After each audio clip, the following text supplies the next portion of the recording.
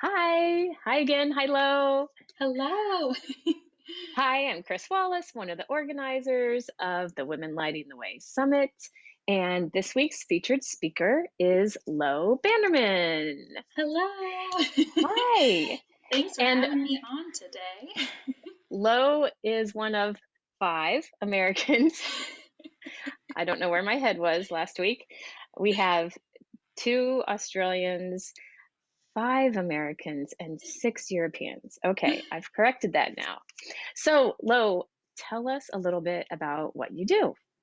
Definitely. So I have started calling myself a Jane of all trades because I am 100% a multi-passionate entrepreneur.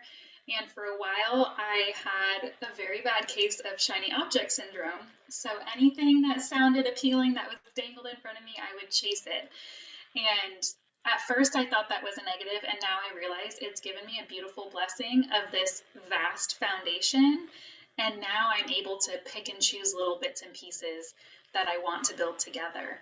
So, part of my history is being a nutritionist, a lactation counselor, I'm a Reiki practitioner, a metaphysical minister, and all these little things. And that's not to toot my own horn, it's just to say that Yes. I love learning and I love having a variety of things to learn about and talk about. And all of that is now culminating as me being my own brand, really, and Yes, showing up as, well, my favorite title that I've just recently adopted is being a pollinator of happiness. So, I with love that. all of that, yes, it fits me. It came to me randomly, and ever since, it's like, that's all I need. I don't need all those other titles. And some of them Yes. I chased purely for the title. It didn't resonate with me. I Mm-hmm. just felt like I needed that title. So, being able to say I'm a pollinator of happiness has helped me shed some of those layers and clean out that foundation and really stand firm on that ground and help create a ripple effect of positivity. Yay. Yay. And I'm right there with you. I Yes. used I used to beat myself up a little bit about the shiny object, and then I realized Yes, no, I just like to learn all this definitely. different stuff. Yeah. Yay. So good for you. Good for us. Okay. Yes.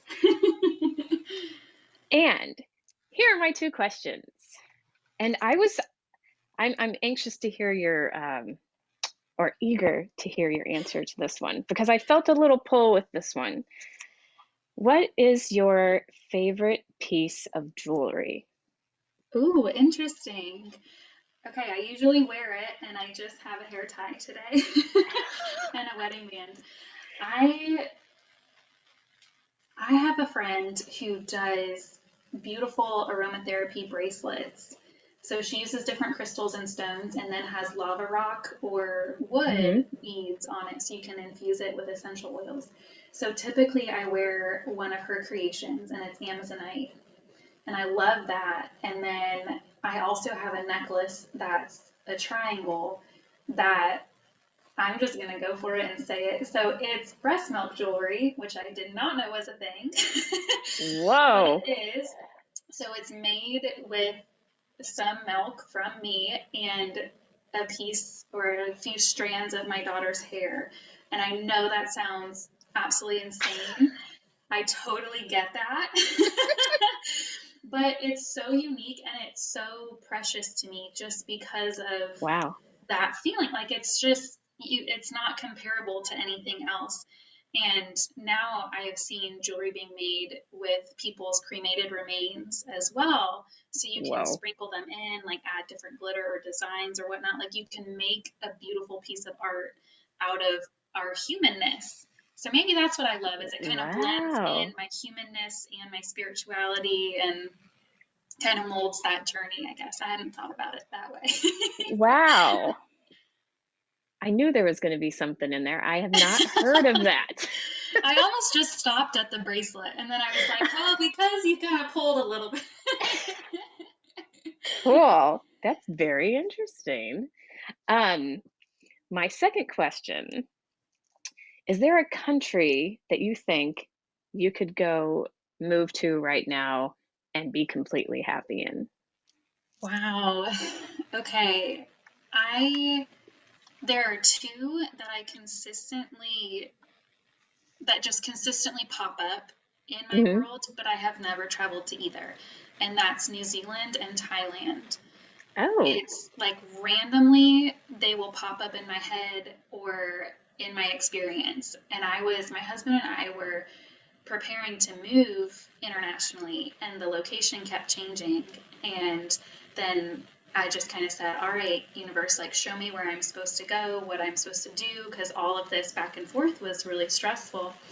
And we were staying with some friends on vacation, and I walked out of our room, and one of our friends was wearing a shirt with a kiwi bird on it and some dad joke. And so I was like, oh, there's New Zealand again. Apparently, I'm supposed to go there. So we didn't end up traveling there. He went to the Middle East, and I couldn't get a visa, so I stayed home. But we still hope to travel, and so I guess those two are there as like little yeah, continuous points of synchronicity for me. cool. I've also like New Zealand, like that takes a lot of effort, it seems.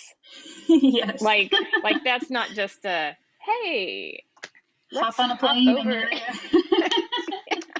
Yeah, I would love to go there also. Yes, definitely. So, thank you for this quick little interview to introduce you to everyone in the group.